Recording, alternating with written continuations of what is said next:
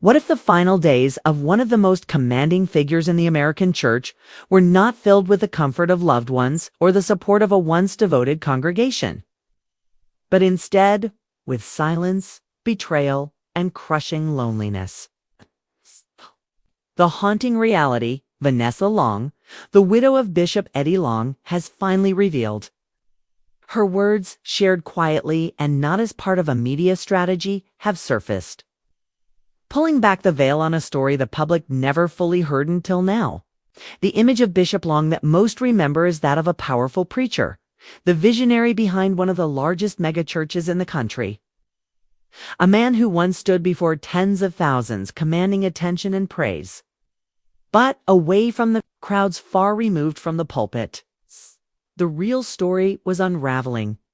Vanessa described the heartache of watching her husband, once praised and admired, slowly wither in isolation. He wasn't surrounded by the church elders who used to call him bishop with reverence. The leaders who once walked behind him, lifted him up publicly, were nowhere to be found when his health declined, despite building a ministry that reached across the globe. Bishop Long spent his last weeks watching that same ministry prepare for a future without him, as if he were already gone. It wasn't just the cancer that consumed him, she said. It was the realization that the world he built was slipping away before his eyes. Rumors that his health started spreading around 2016. Suddenly, people noticed a dramatic change in his appearance. He looked thin, frail, and unwell. When asked, Bishop Long brushed it off as part of a new health regimen, talking about diet and natural healing. But those close to him knew the truth. He was fighting a severe and aggressive cancer. Despite the pain and the deterioration, he refused to go public with the details. Maybe it was pride. Maybe it was fear. Or maybe he knew how quickly the public, and even the church, can turn on their heroes once they appear weak. Vanessa shared how, as the illness progressed, so did the emotional distance from his closest allies. People he had supported in their darkest hours were suddenly unavailable. The leadership he helped groom appeared to already be moving on. There were secret meetings, leadership plans being formed without his input. Even financial decisions were being made behind closed doors, decisions that suggested the church was more concerned with its brand than the man who had built it. Imagine being slowly written out of your life's work while still alive. That was Bishop Long's reality. And Vanessa, standing by him every day, saw how deeply this wounded him. But the roots of this abandonment trace back to a scandal that never really left him. In 2010, four young men accused Bishop Long of sexual misconduct. They were not strangers, but mentees, people who looked to him for spiritual leadership. The accusations sent shockwaves through the faith community. The lawsuits were eventually settled privately, but the damage to his name was irreversible. He never admitted guilt, and there was no public apology, but the whispers never stopped.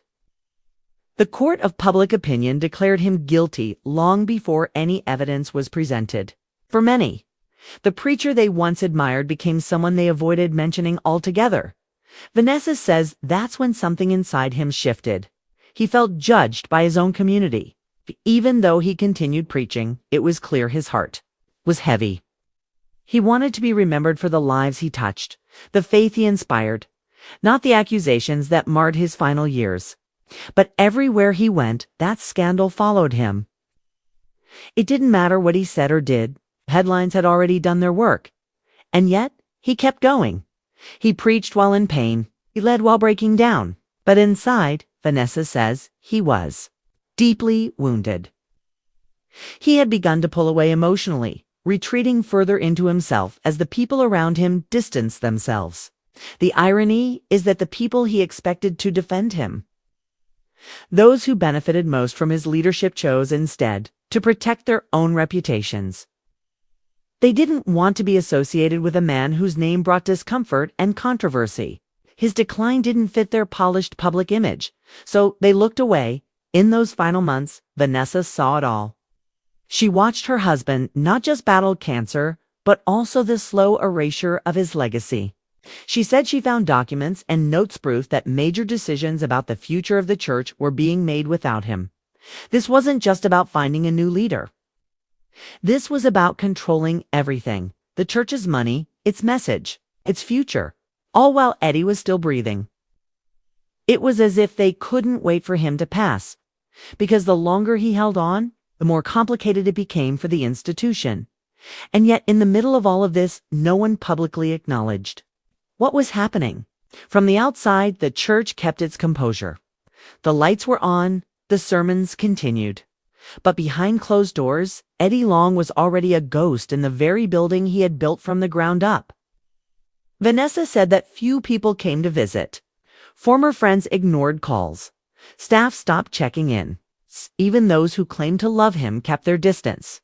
Not because they didn't care, she believes, but because aligning with a dying leader whose legacy was under fire wasn't good for their careers. This story is not just about a man who was once powerful and became weak. It's about how institutions can betray their own to preserve an image. It's about what happens when loyalty is tested not in the spotlight but in the shadows, when no one is watching. Vanessa didn't come forward right away. She waited. She grieved. She held on to her memories, her journals, and the quiet requests her husband made during those final moments. But now she's speaking not to reopen wounds, but to offer the fuller picture. She recalls a moment that has stayed with her every day since his passing. He looked at her, frail and barely able to speak, and whispered, "Don't let them rewrite my story." That was his final plea. He wasn't asking for sympathy. He didn't mention money or legacy. He just didn't want the narrative to be shaped by people who never knew what he went through, who didn't see the man behind the pulpit.